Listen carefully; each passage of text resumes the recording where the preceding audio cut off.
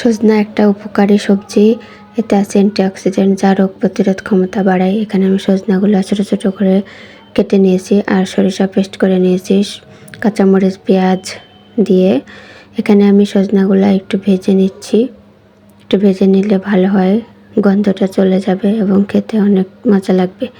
একটু হলুদ আর একটু লবণ দিয়ে কিছুক্ষণ ভেজে নিলাম। নিয়ে এখন আমি কড়াইয়ের ভিতরে কালি জিরা আর শুকনো মরিচ দিয়ে একটু ফোড়ন দিয়ে পেঁয়াজ কুচি দিয়ে দিচ্ছি। পেঁয়াজগুলো একটু লাল হয়ে আসলে ভেজে রাখা সজনাগুলোও দিয়ে দিচ্ছি। দিয়ে কিছুক্ষণ ভেজে নেব। নিয়ে একটু পরিমাণ মতো পানি দিয়ে দিচ্ছি। একটু সামান্য পানি দিয়ে দিচ্ছি যেন পুড়ে না যায়, এবং পেস্ট করে রাখা সরিষা দিয়ে দিচ্ছি। দিয়ে আরও একটু পানি দিয়ে দিচ্ছি, সিদ্ধ হয়ে যাবে এমনভাবে।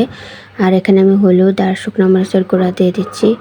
দিয়ে কিছুক্ষণ জাল করে নেব। কয়েকটা কাঁচা মরিচও দিয়ে দিচ্ছি।